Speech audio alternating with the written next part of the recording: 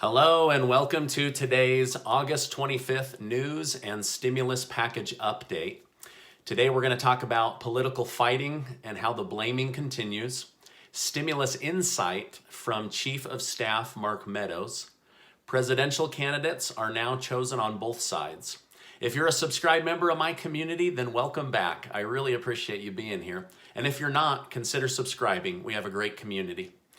Okay, now don't forget to visit yourbridgeplan.com/contest to be one of 26 families that my wife and I and our community have pitched in to help with groceries or back to school supplies. That contest ends tonight at midnight, but here's a sign. Go check it out. If you need help, please go check that out. Okay, now Chief of Staff Mark Meadows said in an interview on CBS that he is calling on Congress to come together for a bill. Enough is enough.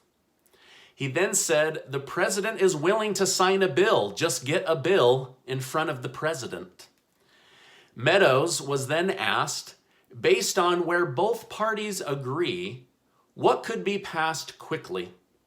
Meadows responded that he could get there on an enhanced unemployment boost through the end of the year, school aid, additional assistance with PPP money for small businesses that are struggling, an increase in the food stamps program, and eviction protection. He said that these are the areas that both political parties could agree on and pass a bill now. They just need to come together and start talking. In a separate interview, Chief of Staff Mark Meadows was asked, why the need for a skinny bill? Meadows did push the idea of a so-called skinny bill, a stripped-down piece of legislation that Democratic leaders have continually rejected.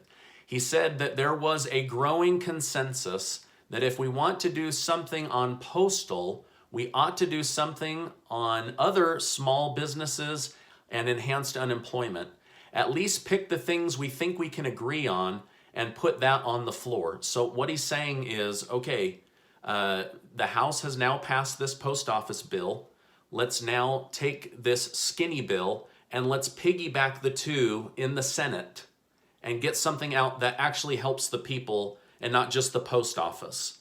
So I don't know, do you think that this will happen? Or do you think that they'll continue to try to piecemeal this postal deal through and everything else gets put on the back burner? Let me know in the comments. According to FEMA, many states will start the $300 unemployment due to the executive orders this coming week. So starting next week. And the rest of the states will follow in the next 1 to 2 weeks. As of right now, citizens in Arizona and Texas have received federal money from the executive orders. So at least that part of the executive orders has started to show fruit, right? It's bearing fruit, and people are starting to get money from those executive orders. In a turn of events, I didn't see this coming.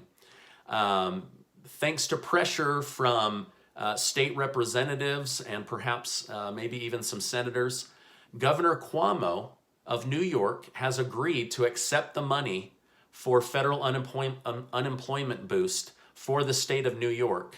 Originally, he rejected this money, stating that Trump had done something illegal. But as pressure has continued to mount on Governor Cuomo, he has said he will now accept the money. So this is really great news. I know a ton of you from New York are in my community, so I just had to share that good news with you. President Trump and Mike Pence have officially been chosen by the Republican Party to run for the office of president. Now, that's no surprise, but it does have to be official. The Republican National Convention is happening this week and will run through Thursday. Last week, the Democratic National Convention officially elected Joe Biden and Kamala Harris to be chosen to run for the office of president. So we now have the two main parties. The other party, the Green Party, the Independents, a few other parties, they're still releasing their information. Hey, as a favor to me, will you give this video a like? That way YouTube knows to share it with others. I really appreciate that. Okay, in a break from tradition, President Trump will give his party acceptance speech at the White House. This is not typically done by presidential candidates. In years where we aren't in lockdown or having to social distance, these acceptance speeches are done at the National Convention. But this year he will do that at the White House. A speech from the White House by a president accepting has not been done since Democratic President Franklin D. Roosevelt.